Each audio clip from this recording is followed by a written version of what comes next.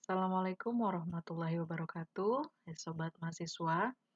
Bersama saya Mariana Safitri di mata kuliah Etika Profesi Teknologi Informasi dan Komunikasi. Kita masuk di pertemuan pertama, yaitu tentang tinjauan umum dari etika. Apa saja yang masuk dalam pokok bahasan di pertemuan satu ini? Yang pertama ada pengertian etika, pengertian moral, pengertian norma, dan terakhir adalah etika dan teknologi. Kita masuk di pokok bahasan yang pertama, yaitu tentang pengertian etika. Mungkin teman-teman tidak asing lagi ya dengan istilah atau dengan kata etika. Ya, kita akan lebih dalam lagi mengartikan apa sih etika itu. Ya.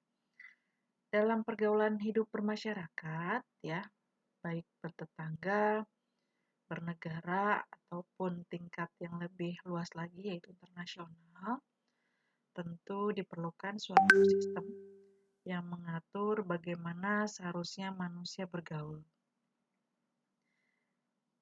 Sistem pengaturan pergaulan tersebut tentu menjadi saling menghormati dan dikenal dengan sebutan sopan santun, ya, atau juga tata krama, ya, protokoler ataupun yang lainnya, ya.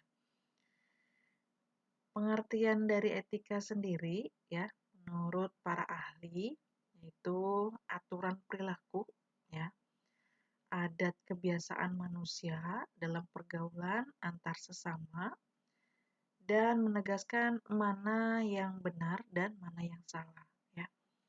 Itu menurut para ahli, pengertian dari etika. Pengertian etika sendiri atau perkataan etika atau lazimnya juga disebut dengan etik, merupakan berasal dari kata Yunani, yaitu ethos, yang artinya adalah norma-norma, nilai-nilai, ataupun kaidah dan ukuran-ukuran bagi tingkah laku manusia, tentunya yang baik, ya. Ada beberapa ahli yang merumuskan, ya. Di antaranya ada Dr. Andes O.P. Simorangkir, ya. Etika atau etik sebagai pandangan manusia dalam berperilaku menurut ukuran dan nilai yang baik. Sedangkan menurut Dr. Andes Sidi Ghazalba, ya, dalam sistematika filsafat, beliau mengatakan bahwa etika adalah teori tentang tingkah laku perbuatan manusia dipandang dari segi baik dan buruk sejauh yang dapat ditentukan oleh akal. Ada juga seorang ahli yang bernama Dr. Andes Haji Burhanuddin Salam. Beliau mengatakan bahwa etika adalah cabang filsafat yang berbicara mengenai nilai serta norma moral yang menentukan perilaku manusia dalam hidupnya, ya. Itu menurut para ahli. Sedangkan menurut Kamus Besar Bahasa Indonesia, ya, yang mana diterbitkan oleh Departemen Pendidikan dan Kebudayaan tahun 1988, terdapat 3 pengertian etika, ya. Yang pertama yaitu ilmu tentang apa yang baik dan buruk, tentang hak dan kewajiban moral. Yang kedua, kumpulan asas atau nilai yang berkenaan dengan akhlak. Dan yang ketiga, nilai mengenai benar atau salah yang dianut di masyarakat. Sedangkan menurut Profesor Salomon dalam buku Wahyono tahun 2006, etika sendiri dikelompokkan dalam 2 definisi, yaitu yang pertama, etika merupakan karakter individu, disebut pemahaman manusia sebagai individu beretika. Yang kedua, etika merupakan hukum sosial sebagai hukum yang mengatur, mengendalikan, serta membatasi perilaku manusia. Selanjutnya, secara umum, etika dibagi menjadi 2, yaitu etika umum dan etika khusus. Untuk etika umum itu terkait dengan kondisi dasar ya serta umum, bagaimana manusia harus bertindak secara etis. Sedangkan untuk etika khusus merupakan penerapan dari prinsip-prinsip moral dasar dalam kehidupan khusus ya. Etika khusus sendiri dibagi menjadi etika individual dan etika sosial. Untuk etika individual ini berkaitan atau berhubungan antara individu dengan dirinya sendiri. Sedangkan etika sosial ini hubungan individu dengan lingkup kehidupannya ya. Yang perlu diperhatikan bahwa etika individual dan etika sosial tentunya tidak dapat dipisahkan ya satu sama lain karena kewajiban manusia terhadap diri sendiri dan sebagai anggota umat manusia saling berkaitan ya. Etika sosial menyangkut hubungan manusia dengan manusia baik secara langsung maupun kelembagaan ya, misalnya keluarga, masyarakat, negara. Kemudian sikap kritis terhadap pandangan-pandangan dunia dan ideologi maupun tanggung jawab umat manusia terhadap lingkungan hidup. Dengan demikian, luasnya lingkup dari etika sosial, maka etika sosial sendiri dibagi lagi menjadi beberapa bagian ataupun bidang. Ya. Bidang yang paling aktual saat ini yaitu terkait dengan sikap terhadap sesama, kemudian etika keluarga, etika profesi, ya seperti mata kuliah yang kita sedang pelajari hari ini, kemudian etika politik, etika lingkungan, dan etika ideologi. Ya. Bagaimana dengan sistem penilaian etika? Titik berat penilaian etika sebagai suatu ilmu, yaitu perbuatan baik atau jahat, ya, susila atau asusila. Ya. Yang kedua, perbuatan atau kelakuan seseorang yang telah menjadi sifat baginya ataupun yang telah mendarah daging, ya, itu yang disebut dengan akhlak ataupun budi pekerti. Budi tumbuhnya dalam jiwa, ya, bila telah dilahirkan dalam bentuk perbuatan namanya pekerti. Jadi, suatu budi pekerti, pangkal penilaiannya adalah dari dalam jiwa. Dari berupa angan-angan, cita-cita, niat hati sampai ia lahir keluar berupa perbuatan nyata. Burhanuddin Salam ya menjelaskan bahwa suatu perbuatan dinilai pada 3 tingkat ya, di mana tingkat pertama yaitu mulai dari belum lahir menjadi perbuatan ya, jadi masih berupa rencana ya yang ada dalam hati atau berupa niat. Untuk tingkat yang kedua yaitu setelah lahir barulah menjadi perbuatan yang nyata yang disebut dengan pekerti. Dan tingkatan yang ketiga, akibat atau hasil dari perbuatan tersebut ya, yaitu baik atau buruk. Ya, itu tingkatan perbuatan dinilai pada 3 tingkat ya. Etika dalam perkembangannya tentu sangat mempengaruhi kehidupan manusia ya. Etika memberi manusia orientasi bagaimana ia menjalani hidupnya melalui rangkaian tindakan sehari-hari ya, yang artinya etika membantu manusia untuk mengambil sikap dan bertindak secara tepat ya dalam menjalani hidup. Kemudian etika pada akhirnya membantu kita untuk bagaimana mengambil sebuah keputusan mengenai tindakan apa yang perlu kita lakukan ya. Dan yang perlu kita pahami bersama bahwa etika ini dapat diterapkan dalam segala aspek ya atau sisi kehidupan. Dengan demikian, etika dapat dibagi menjadi beberapa bagian sesuai dengan aspek atau sisi kehidupan manusia. Ya. Selanjutnya, pokok bahasan yang kedua yaitu mengenai pengertian moral. Ya.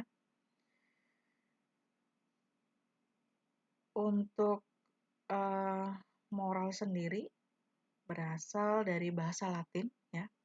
Kalau tadi etika berasal dari Yunani, ethos, kalau moral sekarang dari bahasa Latin, yaitu mos yang artinya adat kebiasaan ya. Sedangkan secara etimologis, moral sama dengan etika yaitu berupa nilai dan norma yang menjadi pegangan seseorang. Magni Suseno mengemukakan hal yang menjadi dasar norma moral untuk mengaku perbuatan baik atau buruk, yaitu kebiasaan. Sedangkan Hobbes dan Rousseau yang dikutip oleh Hubsbawm mengungkapkan bahwa kesepakatan masyarakat sebagai dasar dari pengakuan perbuatan. Ya.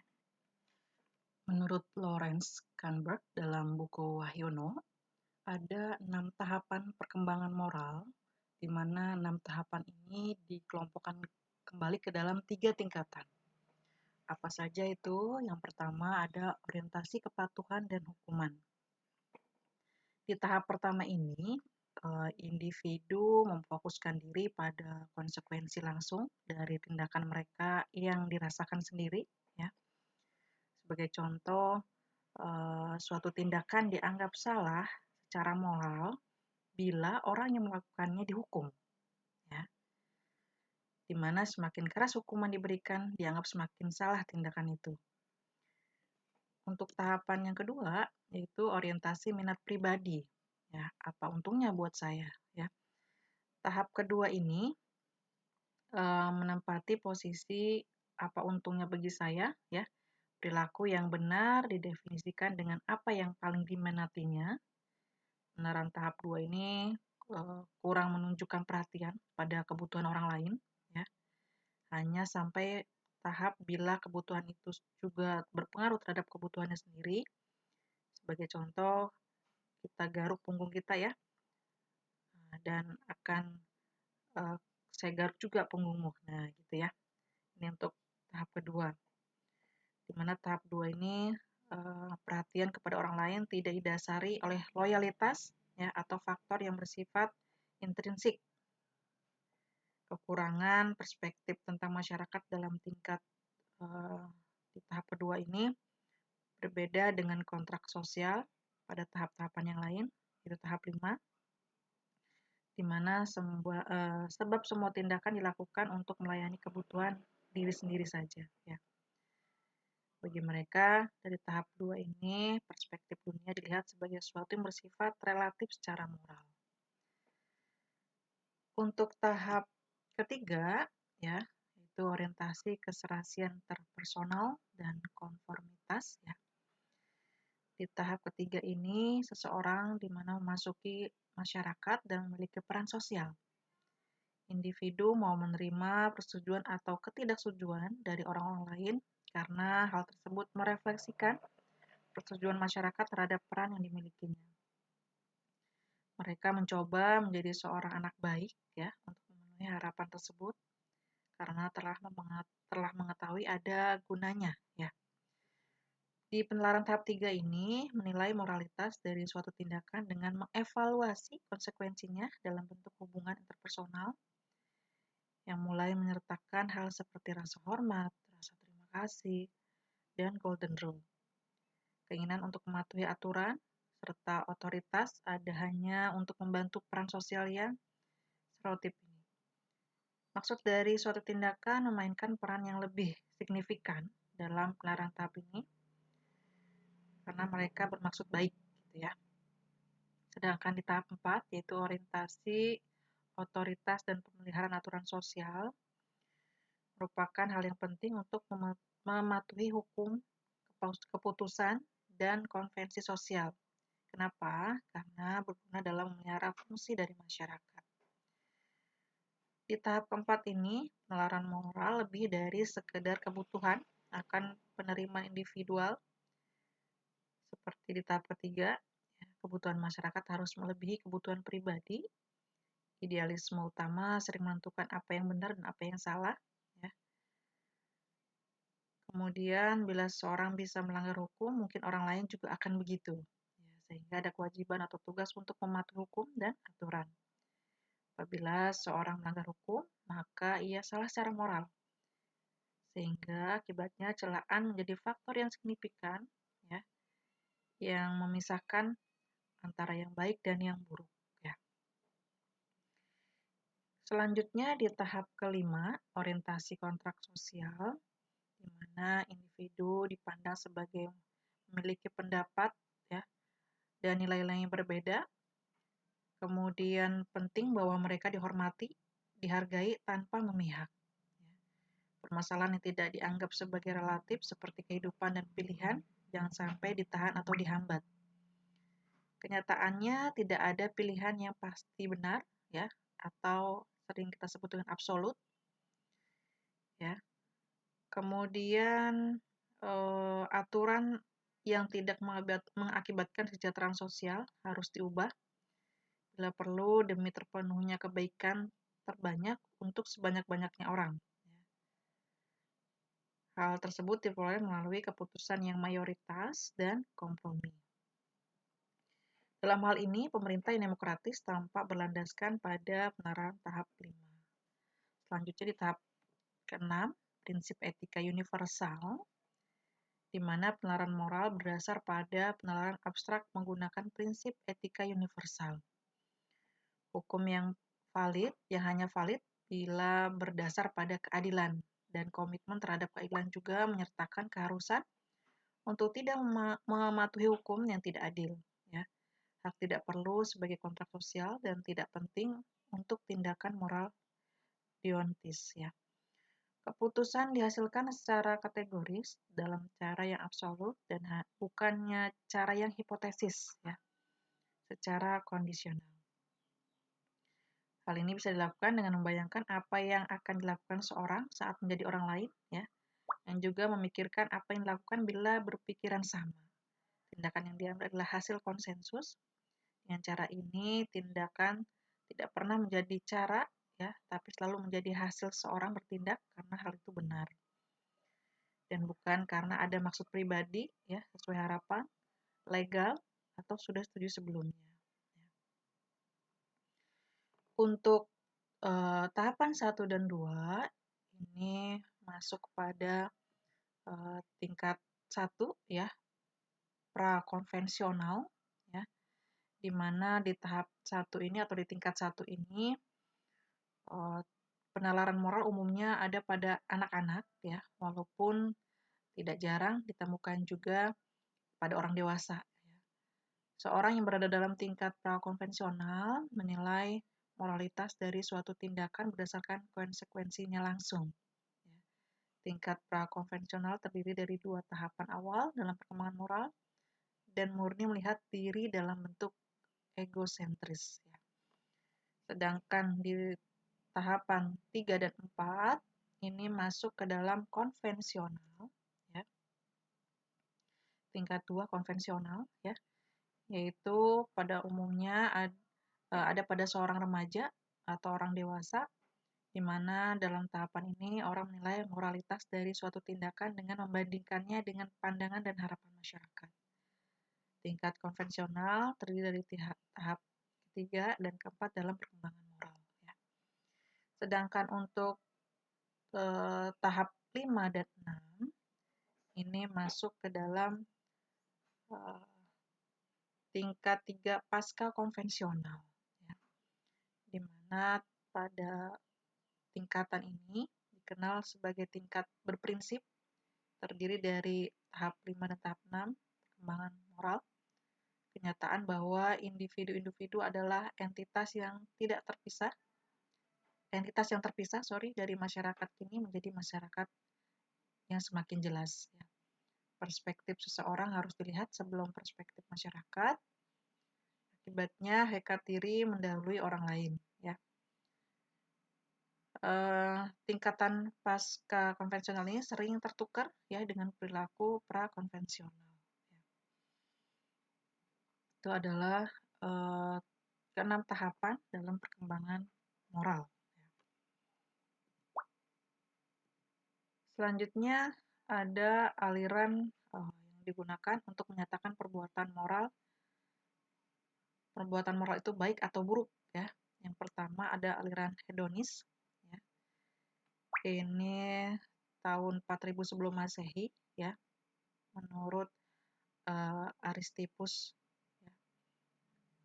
Kemudian menurut Epicurus ini 341-271 SM sebelum Masehi ya. Di mana perbuatan manusia dikatakan baik apabila menghasilkan kenikmatan atau kebahagiaan bagi dirinya sendiri ataupun bagi orang lain ya. Jadi perbuatan ini bermanfaat bagi semua orang. Sedangkan di aliran yang kedua, yaitu aliran utilisme,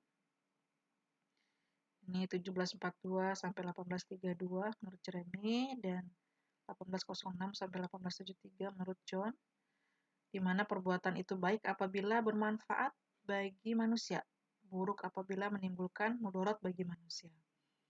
Ketiga, ada aliran naturalis, di mana perbuatan manusia dikatakan baik apabila bersifat alami, ya, tidak merusak alam. Yang keempat, ada aliran vitalis. Ini di abad 20. Perbuatan baik adalah perbuatan yang menambah daya hidup. Perbuatan buruk adalah perbuatan yang mengurangi bahkan merusak dari daya hidup. Ya, ini tentang moral. Selanjutnya di pokok bahasan yang ketiga ada pengertian norma. Ya. Ada dua macam norma menurut Soniker, di mana yang pertama ada norma umum, ya, norma yang memiliki sifat universal, ya. Yang kedua ada norma khusus, ya, yaitu aturan yang berlaku dalam bidang kegiatan atau kehidupan khusus, sebagai contoh aturan yang berlaku dalam bidang pendidikan, keolahragaan, bidang ekonomi, dan sebagainya, ya. Di mana norma ini hanya berlaku pada lingkup bidangnya dan tidak berlaku jika memasuki bidang lainnya. Di norma umum sendiri ada norma sopan santun, ada norma hukum, dan ada norma moral. Ya. Norma sopan santun disebut juga dengan norma etiket, yaitu norma yang mengatur pola perilaku dan sikap lahiriah manusia. Norma hukum adalah norma yang dituntut keberlakuannya secara tegas oleh masyarakat karena dianggap perlu dan niscaya demi keselamatan dan kesejahteraan manusia dalam kehidupan bermasyarakat. Dan yang ketiga norma moral, ya, yaitu aturan mengenai sikap dan perilaku manusia sebagai manusia, di mana norma ini mengangkut aturan tentang baik buruknya, adil tidaknya tindakan dan perilaku manusia sejauh dilihat sebagai manusia. Selanjutnya, berdasarkan nilai dan norma yang terkandung di dalamnya, etika dikelompokkan menjadi etika deskriptif, yaitu etika yang berbicara tentang fakta, ya, nilai dan pola perilaku manusia yang terkait dengan situasi dan realitas yang membudaya dalam masyarakat. Yang kedua ada etika normatif, ya, etika yang memberikan penilaian, ya, serta himbauan kepada manusia tentang bagaimana harus bertindak sesuai dengan norma yang berlaku. Selanjutnya ada sanksi yang timbul atas pelanggaran etika. Ya. Yang pertama ada sanksi sosial, yang kedua ada sanksi hukum. Ya. Untuk sanksi sosial ini berupa teguran dari masyarakat, ya, secara langsung, biasanya dikucilkan, ya. Sedangkan untuk sanksi hukum ini hukum pidana dan hukum perdata, ya.